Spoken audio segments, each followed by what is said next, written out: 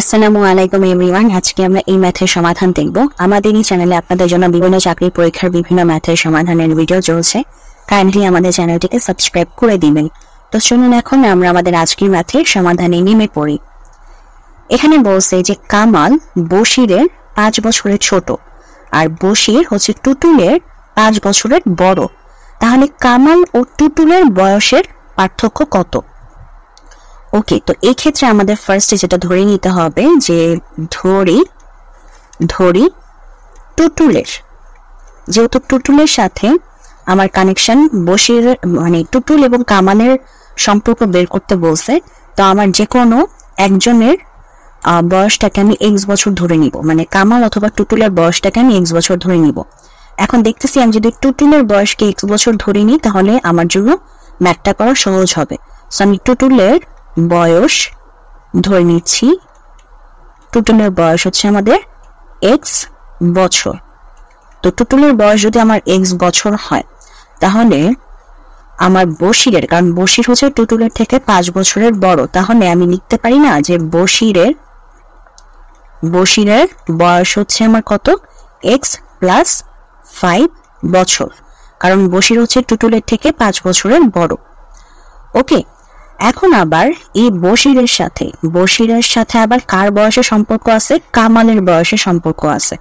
তাহলে আমি এখন যদি কামালের বয়সটা বের করতে চাই তাহলে সুতরাং কামালের বয়স কত হবে? কামাল আবার বশিরের থেকে 5 বছরের ছোট, তো এটা হচ্ছে আমার বশিরের বয়স। তো এই বশিরের বয়সের থেকে কামাল হচ্ছে আমার 5 বছরের ছোট, অর্থাৎ বশিরের বয়স কত হবে? x প্লাস 5 থেকে আবার মাইনাস 5, মানে কামালের বয়স বশিরের বয়স থেকে, এই যে এটা হচ্ছে বশিরের বয়সের থেকে 5 বছরের ছোট। তো এটা হচ্ছে আমার কামালের বয়স। তাহলে আমাদের কামালের বয়স কত বছর বের হচ্ছে? x বছর।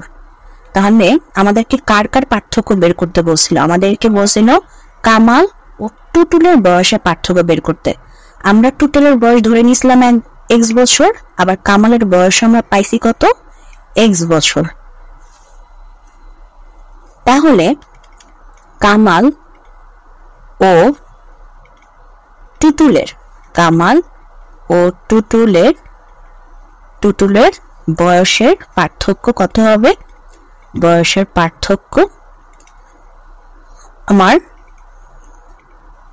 বয়সের পার্থক্য হচ্ছে x মাইনাস x বছর, তার মানে হচ্ছে 0 বছর। এটাই হচ্ছে আমাদের অ্যান্সার, অর্থাৎ 0 বছর হচ্ছে ওদের দুজনের বয়সের পার্থক্য।